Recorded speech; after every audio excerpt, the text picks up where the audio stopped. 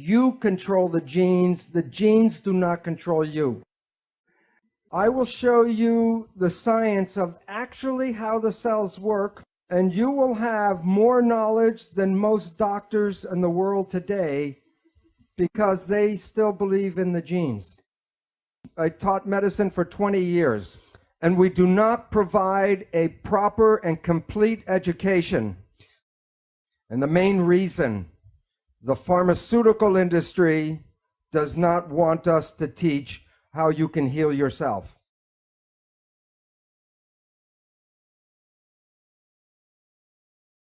You are made out of 50 trillion cells, but your mind is the government for the 50 trillion cells. And if you have a good government, you have health. If you have like a United States government, then you are sick.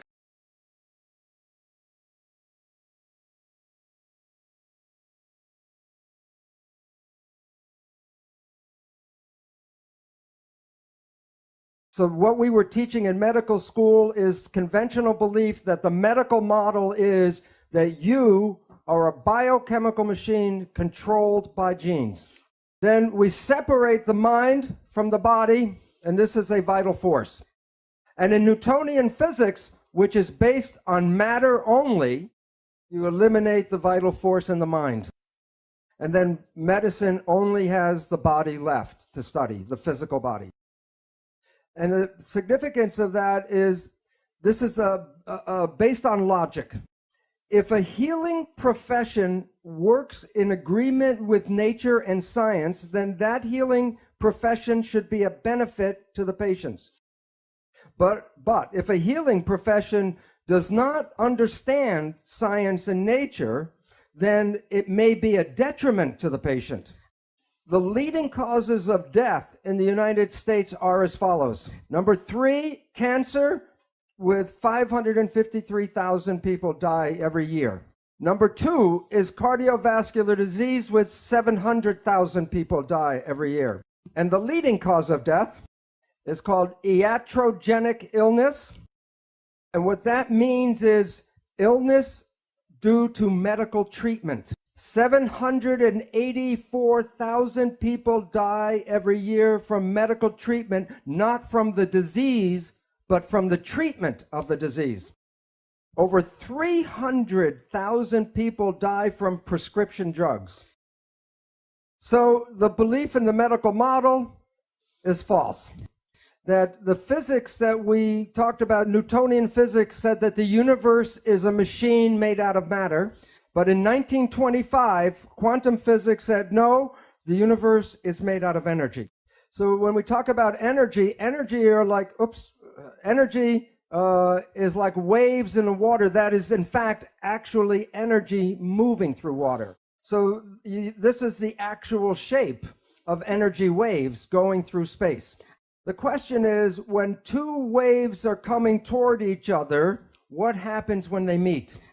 And the answer is they become entangled with each other. So in this room right now, there are radio, television waves, cell phone waves, all kinds of energy in the room entangled. But matter, I can separate and study each piece, but energy waves, I cannot separate. So conventional science is reductionistic. It takes things apart and studies pieces. But the new physics says, no, you have to study wholeness because you cannot separate the energy. So when a doctor looks at a sick patient in his office, he looks at his physical body and tries to understand what's going on. But what we all know about wholeness is that what affects the patient is his job, the family, the environment, the community, so that to study illness, you can't see it just in the physical body. So this is how energy waves interact. I drop two rocks from the same size rocks from the same height at the same time, and they hit the water. And the waves, the ripples are in phase, and they come toward each other. The question is, what happens when the waves meet? So I will pretend by putting one wave over the top of the other wave. This wave goes this way, this wave goes this way, this is overlap. And to find out what you do, you add up the waves. 1 + 1 = 2. So the two waves interfere with each other. And the result when they're in phase is the wave is more powerful. Okay? It is called constructive interference. Okay, there is an opposite effect. This time I dropped the two rocks from the same height, but I dropped one before the other. And the ripples come toward each other, but they're out of phase. So two waves can interfere and cancel each other out. This is called destructive interference. You have all experienced this in your life. Constructive interference is called good vibes, and destructive interference, bad vibes.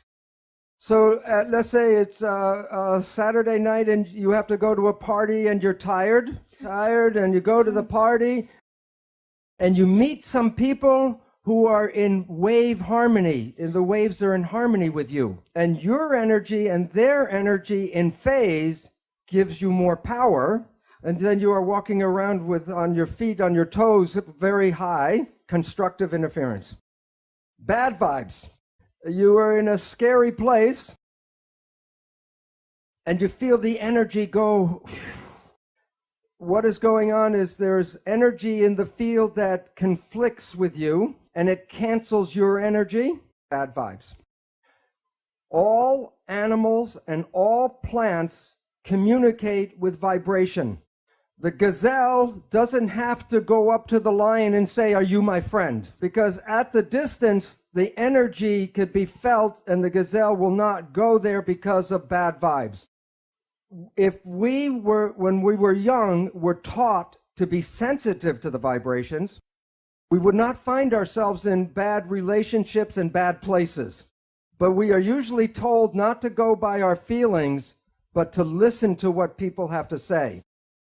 All organisms communicate by vibrations and know if they're in a good place or a bad place by reading the vibrations. But we humans have that ability, but are not trained to use that ability. But I will show you in a little while how vibrations change the proteins of the body. And the proteins give us our structure and our function. So the vibrations can alter our health and our biology.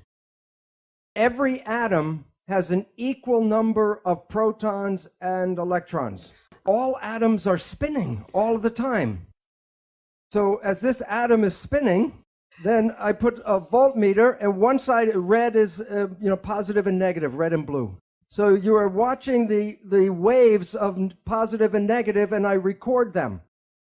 And then when you look at the character of the atom, you see the character is a wave. So atoms are in physics, in today's physics, they study the electrical activity of atoms. When you and I went to school, we studied the physical character of the atom, the mass and the weight.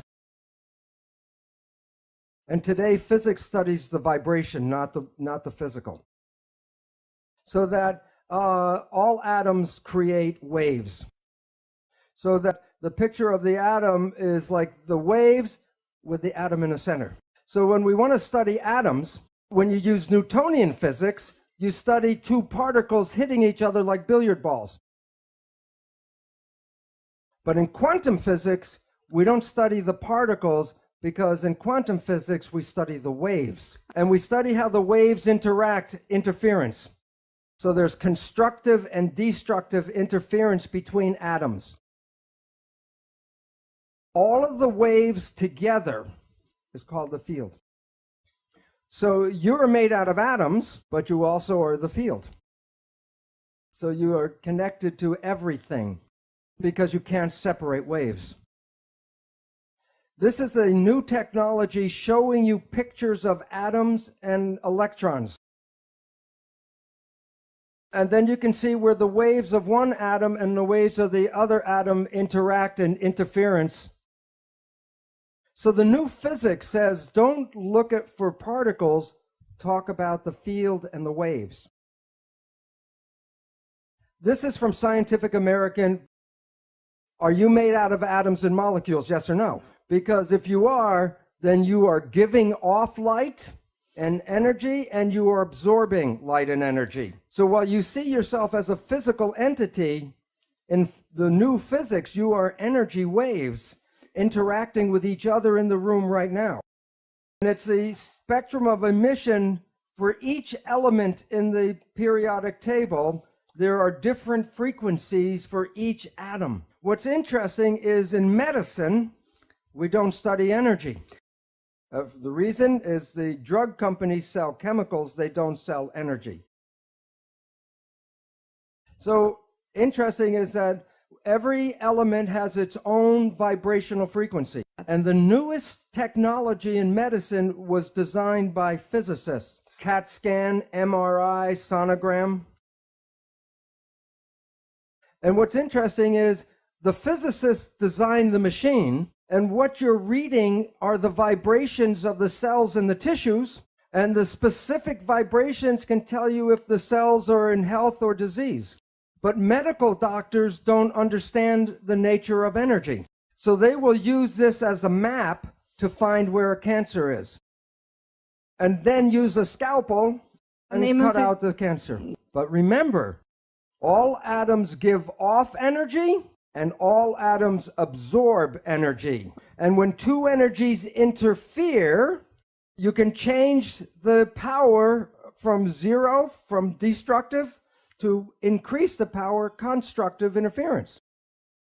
So instead of using a scalpel to cut out a cancer, you should be able to put energy into this cancer and cause the cancer to go away.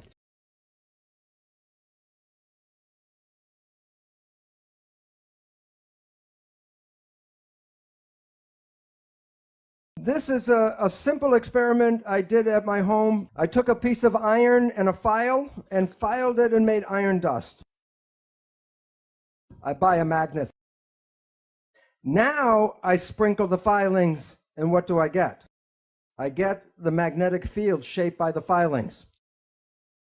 And the significance is very important. The filings without the magnetic field are random. But when I put the field in, the field shapes matter. And the significance is by Albert Einstein. I'll make a quote from Albert Einstein. The field is the sole governing agency of the particle. And so that the energy invisible fields shape matter. Can you explain the pattern of the iron filings if you do not understand the field? Yes or no? No. Can you understand the pattern of my cells in health and disease if you don't understand the field? So this is why medicine has failed, because it wants to understand the structure of health and disease, but does not include the field in its understanding. And so the field is the sole governing agency of matter. Particles are matter. So your life, your physical life, is controlled by the field, and that's from Albert Einstein. So that our understanding of physics says that medicine does not understand disease because it only focuses on the particles and on matter. So Newtonian physics said study only the body, and quantum physics says no. Quantum physics says matter and energy are connected. The new physics, we bring the mind, which is energy, back to the body, and the relevance is just from what Albert Einstein said. So the mind is the field, and it gives shape to the body. So what you are believing and what you are thinking changes your body. So when we see people, like if I look at the audience or you see us, we see people as physical particles and machines. But that's an illusion, because what we are interacting waves. That's why one person can affect another person just by being in the field. Every cell in your body has a minus voltage on the inside and positive voltage on the outside. Every cell, every live cell is a battery. Every cell has about 1.4 volts, not too much. Aber But 50 trillion cells in the body times 1.4 volts is 700 trillion volts of electricity in your body right now. And with training and meditation, you can focus this energy called qi, and you can use that energy for healing. In my research, 40 years ago, I started working with stem cells. People think that stem cells are something new. But I learned very many things from the stem cells. The secret of life I learned from stem cells. Right now, in every one of you, you have stem cells throughout your entire body. And these stem cells can replace any tissue or organ in your body. And you should be able to stay young for hundreds of years, as Greg will talk about. So you might ask, then why do we age? And the answer is because the mind controls the cells and the genes. And we collectively believe in aging. So that my research, early research, and in my chapter 2, I lay out the scientific evidence to show you genes do not control biology. I also introduce you to the exciting discoveries of epigenetics, a new field of biology that is unraveling the mysteries of how the environment influences the behavior of cells without changing the genetic code. Nature, in one of the most prestigious journals in the world, Nature, an article about stem cells are engaged in a constant crosstalk with their environment.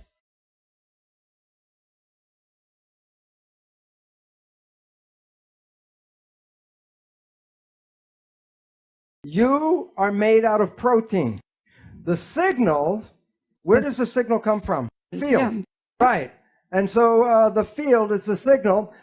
Medicine talks about molecules, but then physics talk about energy control. So the energy in your body that controls the protein is a vital force. So the new science brings back the old story of vital forces controlling life. So when a signal binds to a protein, what happens to the protein? It moves. It makes behavior. Okay? Now, if you are healthy, your behavior is good. But if you have a dis-ease, the behavior is not right. Question: what can cause disease? Either the protein is bad or the signal is bad. Now, look. People with bad proteins got them from birth defects, because if you were born with defective genes and the genes make the protein, then the protein is defective. But less than 5% of the population has birth defects. That means 95% of the people should have a healthy, happy existence. But if you were one of the healthy people and now you are sick, what would cause the problem? All right. There are only 3 ways to mess up the signal. 1, trauma. Number 2, toxins. If the chemistry is not good inside the body, the signal cannot be passed through bad chemicals. But the third one is thought. The mind. There is nothing wrong with the body. It's just sending the wrong signal at the wrong time. So if you change your thought and your mind, you can change the biology. And the mind is the primary cause of illness on our planet today. Proteins respond to good vibes and bad vibes. So this is a picture of the light pulse that they shine on the protein to make it active or to shut it off. So our belief that we use today in medicine of chemical control is incorrect because the proteins respond to the vibration. So now you have enough information to know how life works. What is the name of the switch that controls your biology? Perception. And why that's important is that it's you and how you see the world that controls the biology. So conclusion number one, perception controls behavior. And the definition of perception, awareness of the elements of environment through physical sensation. We did not talk about DNA. When you need a protein in the cell and it's not there, then you need the blueprint, which is the gene. So how does it work? I get very excited because I'm going to show you how a gene works. But before I do that, I want you to know that we have been given misinformation. When people say a gene turned on and a gene turned off, it sounds like the genes make decisions. Here is the simple truth. A gene is a blueprint. A gene cannot be on or off. It's a blueprint. The truth is, are you reading the blueprint or are you not reading the blueprint? And the gene does not make that decision. So this is how it works. In the nucleus of the cell are chromosomes. The chromosomes are units of heredity. And the chromosomes are made out of 50% DNA and 50% protein. What does the protein do? And the answer is, for 50 years, we did the experiments. We isolate the DNA and throw away the protein. And some people a few years ago said, 50% is a lot of protein to throw away. What is it doing? And the answer to this question will change civilization. And I'll tell you why. And the answer is because when you understand how the protein works, you understand that you control the genes. The genes do not control you. A chromosome is a DNA core with a protein sleeve. This new science is called epigenetic control.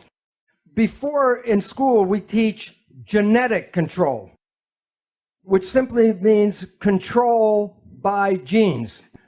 Epi means above, like epidermis. Okay, so epigenetic control says control above the genes. Now I will show a video how it works. Very simple. Okay, the chromosome is DNA core with protein sleeve. Signal from the environment selects the specific gene. Sleeve comes off. The RNA, you make a copy, DNA, RNA, and goes to make protein. And then the sleeve comes back on. The gene does no control. The gene is never on or off. The gene is read or not read. And what do you think controls the signal? Perception. Okay? You are not the victim of your genes because you control your genes. One gene blueprint using epigenetic control can make 30,000 different proteins from one blueprint. So you can come with good genes and then through epigenetic control create cancer, diabetes, and it has nothing to do with the genes but epigenetic control. So you can come with good genes and make mutant products, or you can come with a mutant gene and become normal. Belief is important about everything, including our health and our aging and the world that we live in. This is a picture of some beautiful women that dance in what is called the Palm Springs Follies. And I ask, what do you think is unusual about these women? What is unusual? Their ages. 75 years old. Aging is not in their belief because they have a passion to dance. And the passion keeps them young and alive and healthy. But most of us see other people grow old and expect that we must grow old like they do. I'll show you. This mouse is a mutant mouse, a goody mutant. Blonde, fat, and diabetic. This is a normal-looking mouse. It's normal-looking mouse because it's a goody mutant. The difference, when this was in gestation, in fetal development, the mother was fed these additives, and these affected the epigenetic control and covered up the mutant. So you can have mutant genes, but with epigenetic control, you can act and become normal. One more example. Okay, this is a mutant mouse called Kinky Tail. This is a mutant mouse, same one, normal tail.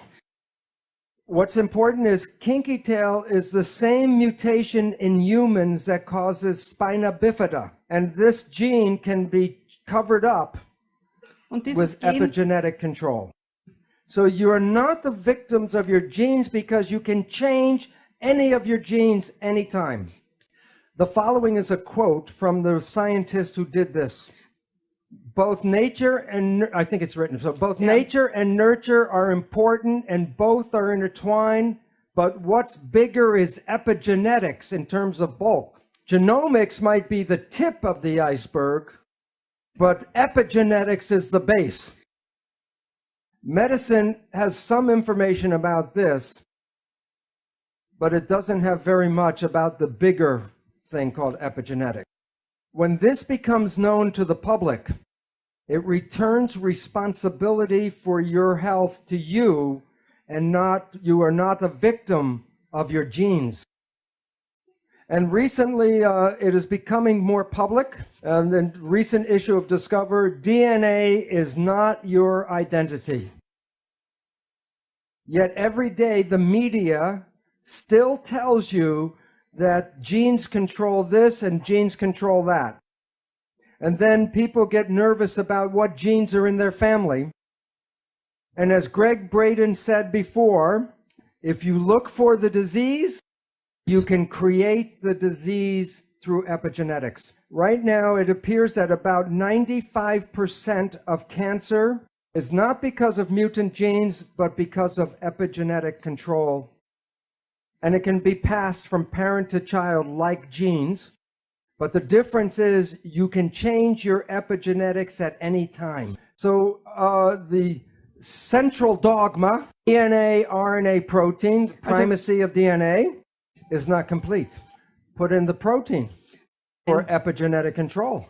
But the protein is controlled by the signal, which comes from the environment. So it's not the primacy of DNA that's in the middle. It's the primacy of the environment. With this science, you can create the most wonderful life on this planet. Since perception controls biology, and since they can be right or wrong, then it's more accurate to say that belief controls biology. What you believe creates your life on the inside and on the outside. Perception controls biology because how we see life determines our behavior, controls our genes, and can even rewrite the genetic code. But since our perceptions are sometimes right and they're sometimes wrong, then it's better to call them belief, so that it is belief that controls biology. You're not a victim of your genetics, that you are responsible for what unfolds in your life. When you look at yourself, you're not a single entity, but you are a community of 50 trillion cells. But it's important to understand the word community. Every cell is intelligent, but when they're in a community, they give up their personal intelligence and respond to the central voice. So that the community represents a thing, one thing called an organism. And in that community, that a cell must follow what the central voice is. And if the central voice says to die, the cells will die. So the central voice is the mind. And I will be talking about the nature of the two parts of the mind and why we have trouble sometimes controlling our life. So what I would talk about is the role of how this mind works. First, there are signals from the environment, the internal and external environment. The brain, the function of the brain is to perceive the signals and then interpret those signals and then send the information to the cells to control the behavior and the genetics. So the function of the brain is perception, and from that creates the mind. Now, we have heard of something called the placebo effect, right?